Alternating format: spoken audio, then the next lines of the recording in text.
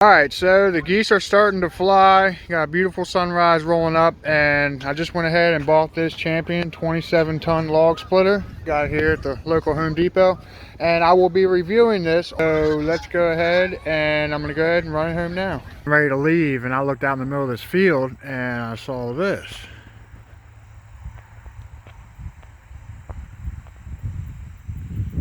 It's a big old buck. Hey!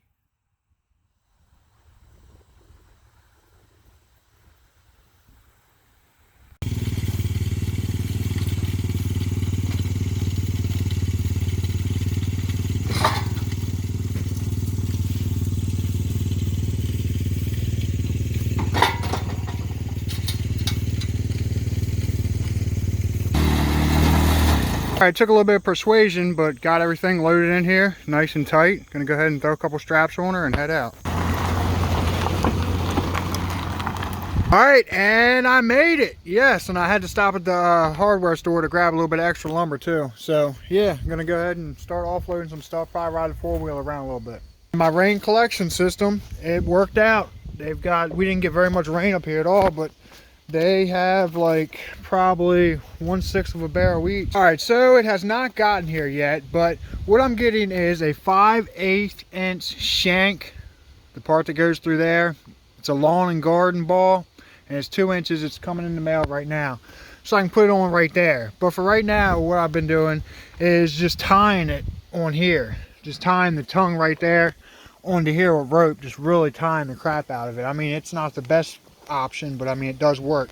So when I got this thing, it came with hydraulic fluid, and I went ahead and I put hydraulic fluid that it came with inside of the machine, and it's AW32 hydraulic fluid, and it already had oil in it when I got it. I had to gas it up and put the hydraulic fluid in it, and then she fired right up. And it's pretty easy to start. All you got to do is go ahead and turn your gas on. I've got it off right now. We turn the gas on, and then you put this all the way over, and then you go ahead and choke it right there, and then you yank it. This thing fired up on the first pull after buying it. Real quick, don't forget to turn it on too. There's an on-off switch. And right here, it says that it max 4.5 gallons right there. It came with about 3.5 gallons with it separately that I put in when I got home.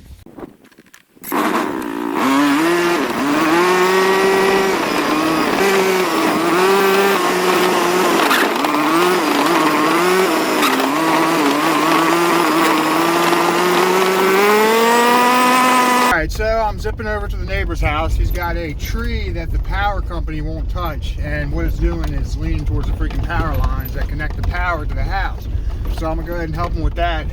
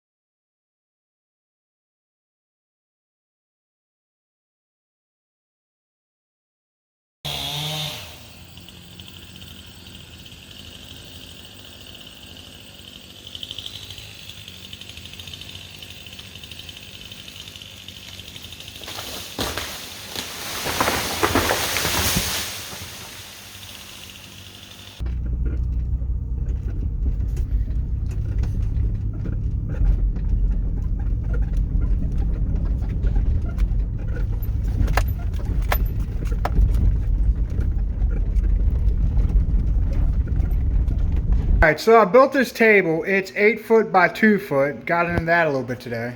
I switched fans because this one draws less wattage and therefore uses less power. Went ahead and picked this deal up, and basically it's got a thing outside that transmits a signal right there. You can see the little signal stuff, and it tells the outdoor temperature compared to the indoor, and that's just placed without even any heat on or anything. It makes that much of a difference. People keep crying because I don't say what stuff is. This is a AccuRite indoor outdoor thermometer. And this is the indoor part. It sits like that, and you put 2 AA batteries in it. All right, and here is the outdoor part. You just like hang this on a tree or something. You want like 3 or 4 foot off the ground. I got this one about 5 foot off the ground. And see, it's blinking, it's transmitting, it's telling the other part exactly what is going on out here. So you have an outdoor temperature and an indoor temperature. Got the fire going, I got the generator going, charging the batteries up because I don't have enough solar panels yet. And I went ahead and I busted this out just a little bit today just to go ahead and split up some really dried stuff that was over yonder, somewhere over there. I just went ahead and went over there and got the really dry stuff to use in the stove tonight. I got more than this outside underneath the tarp, but it had bugs on it, so I went ahead and left it out there. And so this is what I did today with that. I'm gonna go ahead and really get into it tomorrow. There's my chainsaw arsenal, of course, all ready to roll. And I will do a 1 year later review on this Stihl MS-170. I'm gonna sharpen my chainsaw, especially out here, instead of getting out a file and everything. I know it's better to do it by hand, but I just go ahead and I use this. It's a DeWalt drywall cutout tool. And it's just a rotary tool. I mean, it burns through batteries sharpening a saw, but as long as you got plenty of charged batteries, you're good to go. But this is what I use out here, especially like today when I was cutting on that rotten stuff. You know, it's got like dirt and stuff in it. I mean, there's nothing you do about it. If you're cutting on like old, even though it's really good for firewood because it's nice and dried out, like what it's going to do is like just all the fact that it's been sitting around for so freaking long, it's going to have dirt in it and it's going to dull your blade up if you're cutting on old stuff. Even though it's the best for firewood, it dulls your blade up quick. So, I mean, especially out here, and it's so rocky, and I mean, I'm cutting real low. Like today, I was also cutting, I've cleared this spot right here at MS-170, and I mean, look at this. See? This stuff, I mean, you got cut real low. That's an old one I did, but this spot I cleared out and moved all the rocks and stuff. I mean, out here, I mean, if you're trying to freaking do all this weird, crazy freaking work and hand sharpen your saws, and you're freaking crazy. Something I did last time we were here is I went ahead and I put these solar lights up basically, and they've been working so good. They're only like 10 bucks a piece, but I got one on the back door here. And I mean, I'm sure they're not going to last forever or whatever, but so far they've been working really good, and they're motion detecting, and I mean, they're really good. You can pick them up at any freaking store. You'll see them. They look like so.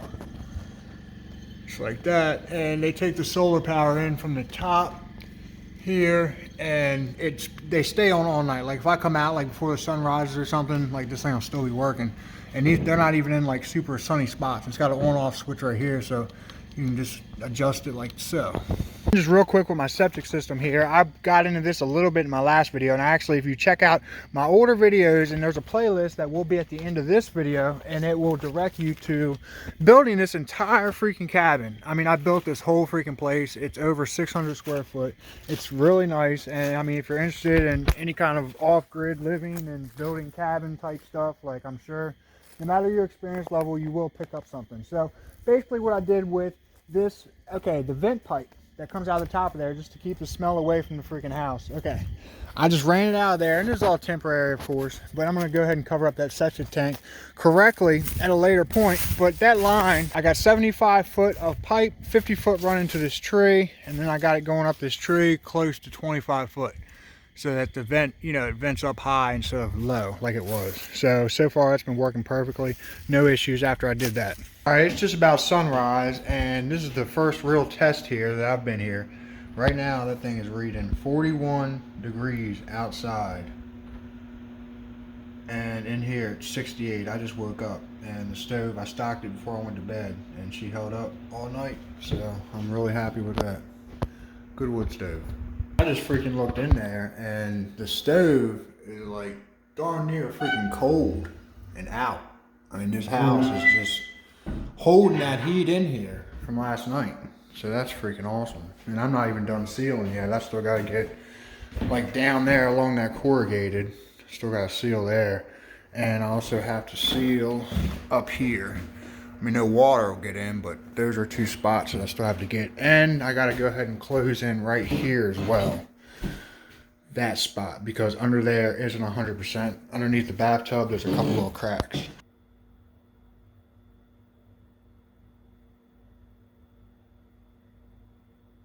It's an pileated woodpecker. Alright, and I've been curious about what this design would look like on the white wall, and I finally will get to see it here. It's not showing up right in the picture. There we go, that's a little bit better.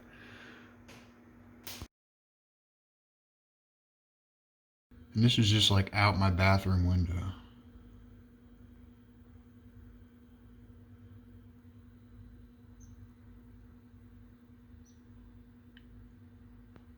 Alright, so I know I'm supposed to be splitting wood today, but what I did is I jumped to going ahead and putting this rain barrel spigot, it's made by Rain Pal, in the bottom of this barrel. And what I'm going to do with this barrel is I'm actually going to put it indoors. So I'm kind of working on the rain catchment system today, and this is what I'm doing now. And the way that I got the nut on there is I had to go ahead and do this very technical stuff right here to get the nut on there. And then I had to use this technical device right here, commonly known as a water heater wrench, aka channel locks. And what I did is I just held this on there, right there, like so. And then I've only got these two holes back here, so I just went ahead and went in the top with this doohickey right here and just held that on there and then tightened.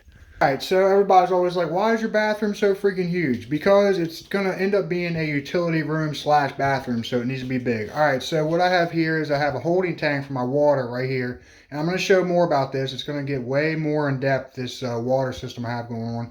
But this is indoors so that during the winter, of course, for number one, it won't freeze. And number two, like I can heat it there's all kinds of different options I can use to go ahead and heat this so that I can make it a lot easier on my electric hot water heater. See, I can preheat the water for showers and what have you. For the time being, of course, this is a work in progress.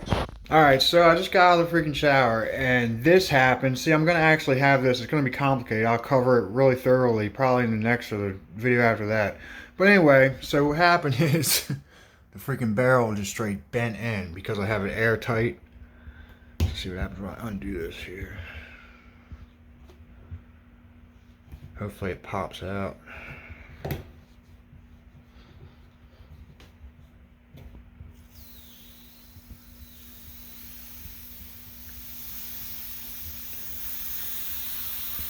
Yeah, it looks like it's gonna pop out.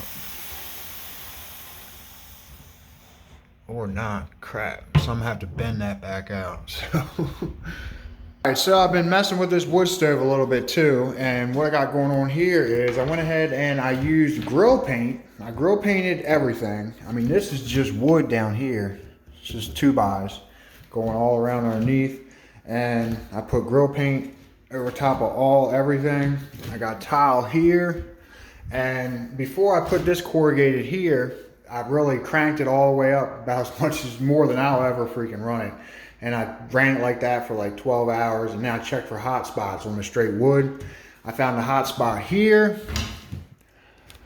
and that's what I fixed with this corrugated. Now I did it again after putting this corrugated on, and literally it's perfect. No matter what, it's perfectly fine. After I cranked it up super hard to test it, I mean, it's amazing. It's like cool back here. So I got a space back there. I got 3 sheets of corrugated together here.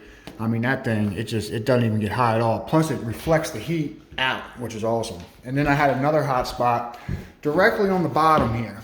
All right, so I went ahead and put the corrugated underneath of it. I got 3 layers of it there, and I also have tile underneath that. So that should go ahead and do it. I'm pretty happy with that, and I'm gonna go ahead and hopefully just leave it like that. I'll really crank it up tonight and go ahead and test it out, but that should do it. I actually had a buddy of mine who owned a chimney company and a roofing company come in here and really take a good look at this thing, and he said everything's good. He told me what to do as far as the corrugated on the sides and the bottoms are concerned, and told me I should be good. And I mean, it's just weird. All my friends are over 60. I don't know what's up with that. All right, so now I'm gonna go ahead and show this thing in action here. I'm gonna go ahead and start her up for you real quick. Got the gas on, got the power on right there. Go ahead and move this over to choke. Got this all the way open.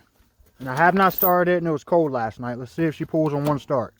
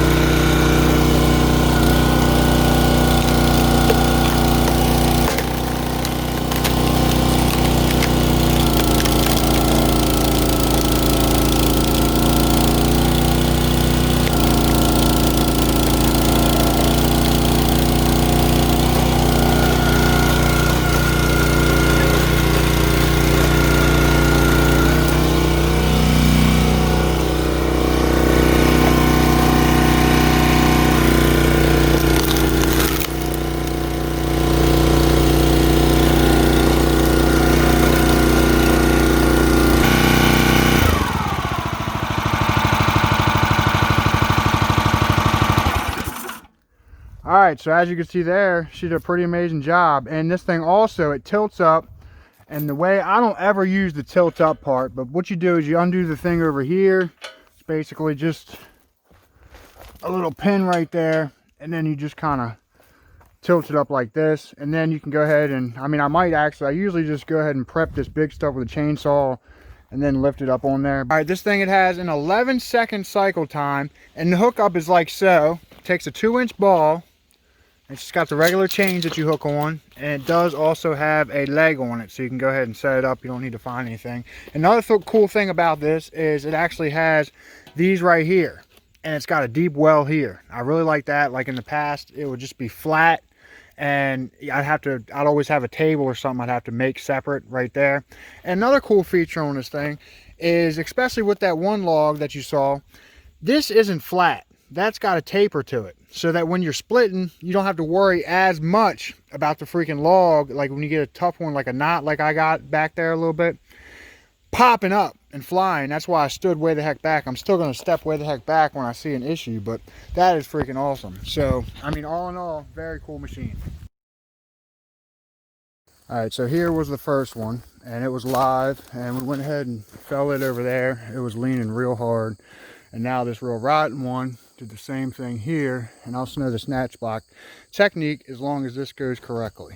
All right, you ready to come along? Yep. Ready.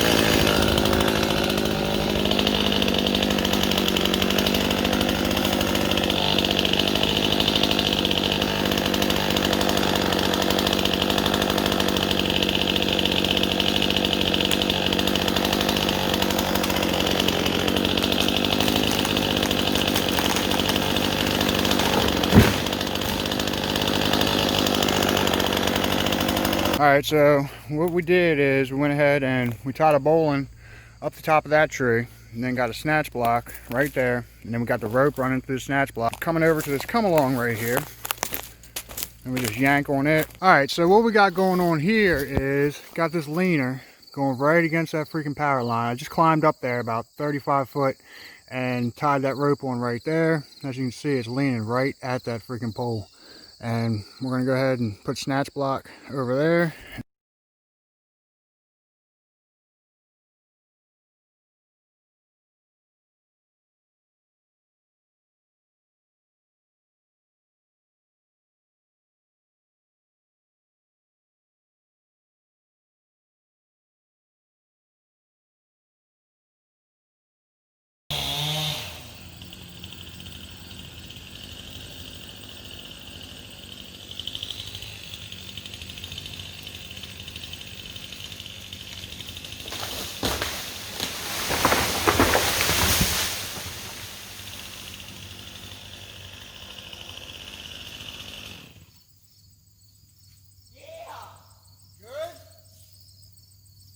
What we did here is to get this big one down on the video on the last one was we snatch blocked it on here like so. And that was a pretty big freaking tree, and then it went there and then to the truck over here. We're getting ready to pull this tree. It's leaning towards the power lines as well.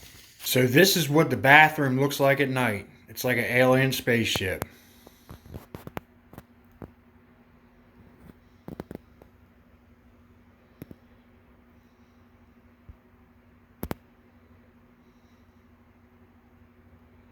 So, thank you for watching. Please don't forget to like, comment, share, and subscribe.